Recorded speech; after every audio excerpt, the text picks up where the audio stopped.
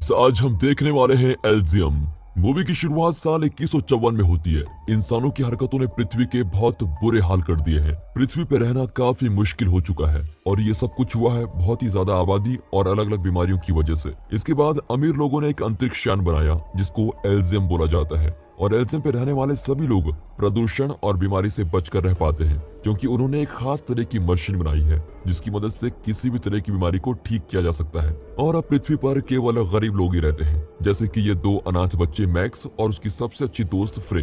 दोनों एक साथ बहुत अच्छा समय गुजारते हैं और एल्जियम से जुड़ी किताबों को भी देखते हैं। एक दिन मैक्स फ्रे से वादा करता है कि फ्रे, मैं तुम्हें किसी दिन अपने साथ एल्जियम पे जरूर लेके जाऊंगा। और फिर मैक्स धीरे धीरे एल्जियम पर जाने के लिए पैसे इकट्ठे करने लगता है और इसके लिए वो चोरी भी करने लगता है। उसको बहुत बार चोरी करने से मना किया जाता है लेकिन वो किसी की बात नहीं सुनता।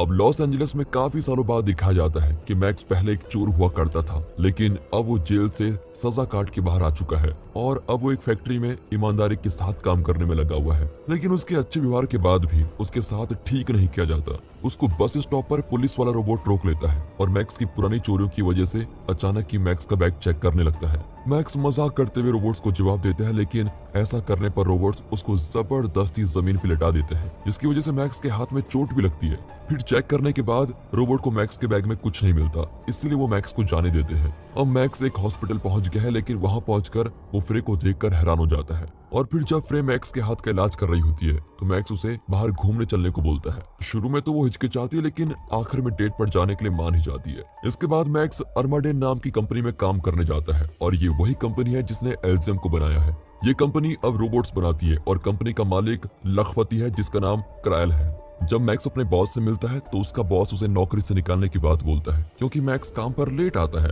लेकिन तभी मैक्स बताता है कि मेरे साथ बस स्टैंड पर एक हादसा हो गया था। अब ये सुनकर उसका बॉस उसको चेतावनी देता है कि आइंदा से दोबारा ऐसा नहीं होना चाहिए, ठीक है, वरना तुम्हें नौकरी से निकाल दूंगा।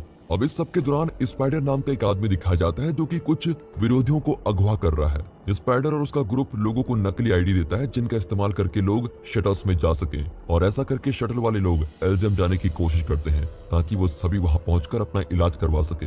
अब एल्जियम पर सुरक्षा का काम देखने वाली औरत डेलाकोर्ट को एक मैसेज पहुंचता है कि पृथ्वी से 3 शटल्स आ रही है जो कि असल में एल्जियम के नहीं है। अब डेलाकोर्ट इस मुसीबत का सामना करने के लिए अपने ऑफिस पहुंचती है और फिर शटल्स में आ रहे लोगों को वापस पृथ्वी पर जाने को बोला जाता है, लेकिन वो लोग डेलाकोर्ट की बात नहीं मानते। इसलिए डेलाकोर्ट क्रूगर नाम के एक आदमी को शटल्स को खत्म करने का काम दे देती है। क्रूगर पृथ्वी पर एक खुफिया तरह से रहता है और ये डेलाकोर्ट का ही आदमी है। डेलाकोर्ट को बताया जाता है कि ये सब कानून के खिलाफ है, लेकिन जवाब में डेलाकोर्ट बोलती है, मुझे इस बात से कोई फर्क नहीं पड़ता। अब क्रूगर मिसाइल फेंकने वाले लॉन्चर का इस्तेमाल करता है और एल्जियम पर पहुंचने से पहले ही उन 2 शटल्स को तबाह कर देता है। एक शटल किसी तरह से मिसाइल से बच जाता है और वो जल्द ही एल्जियम पर पहुंच गया है। फिर शटल से एक औरत बाहर आती है और एक घर का कांच तोड़कर घर में चली जाती है। वो अपनी बीमार बेटी को जल्दी से मशीन पर लेटाती है और छोटी बच्ची तभी के तभी ठीक हो जाती है। लेकिन तभी कुछ रोबोट्स पुलिस वाले वहां आते हैं और दोनों माँ बेटी को वापस पृथ्वी पर भेजने के लिए पकड़ लेते हैं। अब मैक्स को दिखाया जाता है और उसको घर जाते हुए अपना दोस्त जूलियो मिलता है। जूलियो मैक्स से बोलता है कि यार तुम कुछ कार्ड्स चोरी करने में मेरी मदद कर दो प्लीज, लेकिन मैक्स ऐसा करने से मना कर देता है और बोलता है मैं वापस से जेल नहीं जाना चाहता यार। अब अगले दिन काम पर मैक्स का ध्यान एक चीज पर जाता है जिसकी वजह से रेडियो एक्टिव तरंगों वाले कमरे का दरवाजा बंद नहीं हो पाता। फिर मैक्स का बॉस अंदर आकर उस चीज को हटाने के लिए बोलता है। मैक्स को अपने बॉस की बात माननी पड़ती है वरना उसको नौकरी से निकाल दिया जाएगा। अब उस अटकी हुई चीज को निकालना बहुत मुश्किल तो नहीं था, लेकिन ऐसा होते ही दरवाजा बंद हो जाता है और मशीन दोबारा से काम करना शुरू कर देती है। वहां पर काम करने वाले लोग अब दरवाजे को जोर से खोलने की कोशिश करते हैं, लेकिन उनको ऐसा करने में बहुत देर लगती है। बेचारा मैक्स दर्द की वजह से पागल ही हो चुका है क्योंकि मशीन से बहुत सारी रेडियो एक्टिव्स निकल रही है जो मैक्स के शरीर को नुकसान पहुंचा रही है। और मैक्स को कमरे से बाहर निकालते ही कंपनी में इलाज करने वाली जगह पर भेजा जाता है। अब एक रोबोट मैक्स को बताता है कि तुम 5 दिनों में मरने वाले हो, लेकिन तब तक तुम दवाइयां लो, थोड़ा काम चल जाएगा। अब जैसे ही क्रोल को पता लगता है कि कंपनी में काम रुक गया है, वो मैक्स के बॉस के पास पहुंचता है और बोलता है मैक्स को नौकरी से निकाल दो। इस सब के दौरान डेलाकोर्ट को प्रेसिडेंट पटेल बुलाते हैं। तुमने एक खुफिया आदमी का इस्तेमाल करके हमारे नियमों को तोड़ा है, तुम्हारी वजह से 46 लोगों की जान चली गई है। लेकिन जवाब में डेलाकोर्ट बोलती है मैं हमारे घर और परिवार को इन बेकार आदमियों से बचाने के लिए कुछ भी कर सकती हूँ। अब ये बात सुनकर पटेल डेलाकोर्ट को धमकी देते हुए बोलता है अगर तुमने ऐसी कोई गलती दोबारा की तो मैं तुम्हें नौकरी से निकाल दूंगा, समझी। कुछ समय बाद क्रायल डेलाकोर्ट से मिलता है ताकि वो अपने रोबोट्स बनाने वाले समझौते के बारे में बात कर सके। डेलाकोर्ट पूछती है क्या तुम एल्जियम के सिस्टम और प्रोग्राम को बदल सकते हो। वो साथ ही साथ ये भी पूछती है कि क्या तुम अपनी ताकत का इस्तेमाल करके मुझे प्रेसिडेंट बना सकते हो। अब जैसे क्रैल बताता है कि हाँ मैं ऐसा कर सकता हूँ, तो डेलाकोर्ट उसे बोलती है कि अगर तुम मुझे प्रेसिडेंट बना दोगे तो मैं तुमसे वादा करती हूँ कि अगले 200 सालों का काम मैं तुम्हें ही सौंप दूंगी। क्रैल इस बात के लिए तभी मान जाता है। अब यहाँ हॉस्पिटल में दिखाते हैं तो फ्रे बहुत ज्यादा दुखी है क्योंकि उसकी एक मरीज मटिल्डा का इलाज नहीं किया जा सकता और डॉक्टर ने बेचारी बच्ची को वापस घर जाने के लिए बोल दिया है। दूसरी तरफ मैक्स अपने घर जाने की कोशिश कर रहा है लेकिन वो बहुत ही ज्यादा बीमार महसूस करता है, इसलिए मैक्स का दोस्त जूलियो उसकी मदद करने के लिए आता है। फिर उल्टी करने के बाद मैक्स जूलियो को वो सब कुछ बता देता है जो उसके साथ आज फैक्ट्री में हुआ था। मैक्स जूलियो को बोलता है यार दोस्त तुम मुझे स्पाइडर के पास ले चलो, मुझे अब उसकी मदद चाहिए।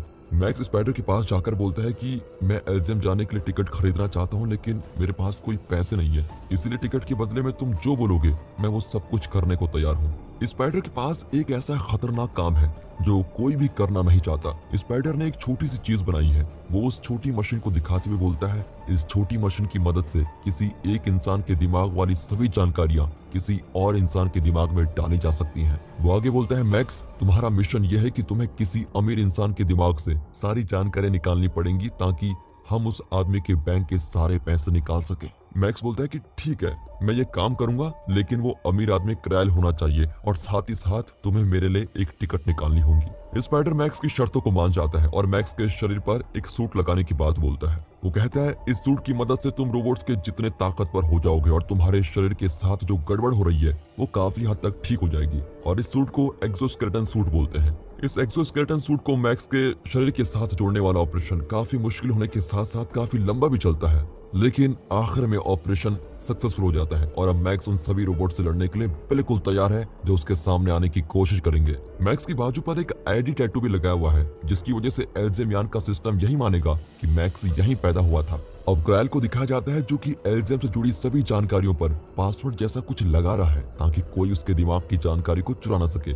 आखिर में क्रैल अपने कंप्यूटर को भी तबाह कर देता है। अब वो अपनी एक शटल को लेकर एल्जियम पर जाने लगता है लेकिन उसी समय वहां मैक्स और उसके साथी क्रैल को पकड़ने के लिए आ गए हैं। मैक्स उड़ते हुए शटल के ऊपर हमला करता है जिसकी वजह से शटल नीचे गिर जाती है और एल्जियम पर डेलाकोर्ट अपने फायदे के लिए क्रैल पर नजर बनाए हुए हैं। फिर डेलाकोर्ट को क्रैल पर हुए हमले का पता भी चल जाता है, इसलिए वो क्रैल को बचाने के लिए क्रूगर को भेजती है। फिर मैक्स और उसके साथी वहां पहुंचते हैं जहां क्रैल का जहाज गिरा था, लेकिन वहां पहुंचकर उनको काफी रोबोट्स दिखते हैं जो क्रैल को बचाने के लिए आए हैं। फिर मैक्स बड़ी मुश्किल से एक रोबोट को तो गोली मार ही देता है और दूसरे रोबोट के साथ वो हाथ पैर वाली लड़ाई करता है। अब मैक्स जहाज में जाता है और क्रैल के दिमाग से सभी जानकारियां निकालने लगता है, लेकिन जल्दी उसको पता लगता है कि दिमाग के सारे डाटा में कुछ गड़बड़ी है। उसी समय मिलिट्री का जहाज भी वहां पर आ जाता है जिसमें क्रूगर भी आया होता है और जिसकी वजह से मैक्स और बाकी सभी भागने का तय करते हैं क्योंकि इनके साथ लड़ना काफी मुश्किल है। अचानक ही मैक्स के सर में बहुत दर्द होने लगता है जिसकी वजह से मैक्स के आदमी भाग नहीं पाते और आखिर में क्रूगर के हाथों मारे जाते हैं। फिर मैक्स और जूलियो एक कार से भागने की सोचते हैं लेकिन कार पर खतरनाक हमले किए जाते हैं जिसकी वजह से कार हवा में उड़कर उल्टी गिर जाती है। अब क्रूगर मैक्स के पास जाता है और मैक्स पर चाकू से वार करता है। क्रूगर एक तलवार लेकर मैक्स को मारने वाला होता है लेकिन मैक्स को बचाने के लिए तभी जूलियो वहां पर पहुंच जाता है। जूलियो बहुत सारी गोलियां चलाता है और गुस्से से भरा क्रूगर सबसे पहले जूलियो को ही मार देता है। अब क्रूगर का ध्यान भटकाने पर मैक्स एक बंदूक उठाकर क्रूगर पर हमला करने की कोशिश करता है लेकिन क्रूगर एनर्जी की एक ढाल बनाकर बच जाता है और मरने की जगह क्रूगर बेहोश हो जाता है। फिर अपने दोस्त जूलियो के मर जाने पर मैक्स कुछ देर तक शोक मनाता है और रोता है, लेकिन थोड़ी देर में मैक्स वहां से भाग ही जाता है क्योंकि उसको जाना ही था। अब डेलाकोर्ट को पता लग जाता है कि ज्यादा खून बह जाने की वजह से क्रैल मर चुका है, इसलिए क्रूगर के होश आते ही डेलाकोर्ट क्रूगर को मैक्स की तलाश में भेज देती है। अब क्रूगर और उसके साथ क्रैश हुए जहाज की जांच की जाती है और उनको पता लगता है कि क्रैल के दिमाग में एल्जियम को बंद करके दोबारा शुरू करने वाला प्रोग्राम है। और जैसा कि अब सारी जानकारियां मैक्स के दिमाग में पहुंच चुकी हैं, इसलिए मैक्स को ढूंढने के लिए छोटे छोटे यान भी भेजे जाते हैं। और फिर चीजों को और मुश्किल करने के लिए डेलाकोर्ट लॉस एंजल्स को नो फ्लाइंग जोन घोषित कर देती है, जिसका मतलब है कि कोई भी यान यहाँ ज्यादा ऊंचाई पर नहीं उड़ सकता। अब स्पाइडर को पता लगता है कि शहर में सभी सिग्नल्स को जाम कर दिया गया है। दूसरी तरफ फ्रे मटिल्डा के घर जाने के लिए तैयार है। जैसे ही वो बाहर निकलती है तो उसको वहां पर मैक्स मिलता है जो कि काफी जख्मी है और वो फ्रे से मदद मांग रहा है। फिर फ्रे मैक्स को हॉस्पिटल में चलने को बोलती है, लेकिन मैक्स बोलता है पुलिस मेरी तलाश में लगी हुई है, इसलिए लोगों से भरी किसी जगह पर जाना मेरे लिए मुसीबत बन सकती है। अगली सुबह मैक्स फ्रे के घर में जाता है और उसके जख्मों की मरहम पट्टी कर दी जाती है। मैक्स को पता लगता है कि मटिल्डा फ्रे की बेटी है और उसको किसी तरह का कैंसर है, इसलिए बेचारी मटिल्डा के पास ज्यादा समय नहीं बचा है। फ्रे का ध्यान मैक्स के आईडी टैटू पर जाता है, इसलिए वो बोलती है मैक्स तुम मेरी मदद करो ताकि मैं मटिल्डा को एल्जियम तक लेके जा सकूं, वहां मैं अपनी बेटी का इलाज कर सकूंगी। लेकिन मैक्स फ्रे को समझाता है कि अगर हम ऐसा करने की कोशिश करेंगे तो हम लोग मारे जाएंगे। अब मैक्स वहां से बाहर आ गया है, लेकिन जल्दी उसको एक रोबोट ढूंढ लेता है। मैक्स भागने की कोशिश करते हुए रोबोट के ऊपर चीजें फेंकता है और किसी तरह से वो रोबोट बंद होकर नीचे गिर जाता है। हालांकि ये सभी चीजें क्रूगर तक पहुंच जाती हैं, इसलिए वो मैक्स को पकड़ने के लिए अब आ चुका है। वो फ्रे के घर में जाता है और मैक्स को घर में जगह देने के लिए फ्रे और मटिल्डा को गिरफ्तार कर लेता है। अब तक मैक्स स्पाइडर के यहाँ पहुंच चुका है और एल्जियम तक लेके जाने वाली टिकट मांगता है। तभी स्पाइडर मैक्स को बोलता है मैं शटल्स को पृथ्वी से बाहर नहीं भेज सकता क्योंकि हमारे शहर के सिग्नल्स को जाम कर दिया गया है। लेकिन स्पाइडर साथ ही साथ ये भी बोलता है कि मुझे लगता है मैक्स तुम्हारे पास कुछ ऐसी जरूरी जानकारी है जिसकी वजह से सरकार ने सिग्नल्स को जाम कर दिया है। स्पाइडर सारा डाटा देखता है और उसको समझ आ जाता है कि इस डाटा में एल्जियम को बंद करके दोबारा चलाने का प्रोग्राम है, जिसकी मदद से वो लोग समाज में काफी अच्छे बदलाव लेके आ सकते हैं। हालांकि तभी मैक्स बोलता है कि मेरे पास तो जिंदा रहने के कुछ ही घंटे बचे हुए हैं और अब मैक्स वापस से उस रोबोट के पास जाता है जो कि उसका पीछा कर रहा था। वो रोबोट के जरिए क्रूगर को चिढ़ाता है ताकि क्रूगर उसका पीछा करना शुरू करे। क्रूगर आता है और मैक्स को जल्दी से ढूंढ लेता है। मैक्स अपने साथ एक बॉम्ब लेकर आया होता है और बोलता है अगर कोई कुछ भी गड़बड़ करने की कोशिश करेगा तो मैं बॉम्ब फोड़ दूंगा और ऐसा होने से मेरे दिमाग में सारी जानकारी खत्म हो जाएगी। ये बात सुनकर क्रूगर मैक्स को अपने साथ एल्जियम में ले जाने के लिए तैयार हो जाता है। जैसे ही मैक्स शटल में जाता है वो देखता है कि अंदर फ्रे और मटिल्डा भी है। अब क्रूगर डिलाकोर्ट को बताता है हमने मैक्स को पकड़ लिया है। अब ये बात सुनकर डिलाकोर्ट सभी जाम किए सिग्नल्स को हटा देती है ताकि क्रूगर अपने जहाज के साथ स्टेशन पर आ सके। दूसरी तरफ स्पाइडर के सिस्टम दोबारा से शुरू हो जाते हैं, इसलिए वो मैक्स के सूट के जरिए पता लगाने लगता है कि मैक्स कहां पर है। जैसे ही उन लोगों को पता चलता है कि मैक्स एल्जियम पर जा रहा है, तभी स्पाइडर और उसके सभी लोग अपने हथियार लेकर शटल में चढ़ जाते हैं। कुछ देर बाद क्रूगर का जहाज एल्जियम पर पहुंचने वाला है। मैक्स फ्रे से बोलता है मैं तुमसे माफी मांगना चाहता हूँ, मेरी वजह से तुम इस मुसीबत में फंस गई हो। तभी अचानक क्रूगर और उसके आदमी मैक्स पर हमला कर देते हैं। जहाज में चल रही लड़ाई की वजह से पायलट जहाज पे काबू खो देता है और इसके दौरान ही मैक्स के पास से बॉम्ब जहाज में गिर जाता है। फिर बॉम्ब के फटने से जहाज का इंजन खराब हो जाता है और साथ ही साथ क्रूगर के चेहरे पर भी काफी ज्यादा चोट आती है। जहाज एल्जियम पर गिरता है और सिक्योरिटी कैमरा इस बारे में डिलाकोर्ट को बता देते हैं, इसलिए डिलाकोर्ट क्रैश हुए जहाज के सभी लोगों को गिरफ्तार करने के लिए अपने लोगों को भेजती है। जब मैक्स को होश आता है वो देखता है कि फ्रे अपनी सीट में फंसी हुई है, इसलिए वो अपनी नई ताकत का इस्तेमाल करके फ्रे को सीट से अलग कर देता है। अब क्रूगर और उसके आदमियों को भी होश आता है और वो लोग मैक्स से लड़ने लगते हैं। फ्रे जल्दी से मौके का फायदा उठाकर मटिल्डा को लेकर एक घर में पहुंच गई है, लेकिन जैसे ही वो इलाज करने वाली मशीन में मटिल्डा को लिटाती है तो मटिल्डा के साथ कुछ भी नहीं होता क्योंकि मशीन को बदल दिया गया है और अब ये मशीन उन लोगों के लिए ही काम करेगी जो एल्जियम पर रहा करते हैं। उसी समय वहाँ पहरेदार आ जाते हैं और वो फ्रे और मटिल्डा को देखकर जल्दी से बेहोश कर देते हैं। जब मैक्स जागता है तो वो देखता है कि डिलाकोर्ट और उसके लिए काम करने वाले कुछ लोग क्रायल का डाटा चेक कर रहे हैं। क्रायल के दिमाग वाली सभी जानकारियां बिल्कुल सही सलामत है, लेकिन पता लगता है कि अगर वो जानकारियां मैक्स के दिमाग से निकाली जाएंगी तो मैक्स मर जाएगा।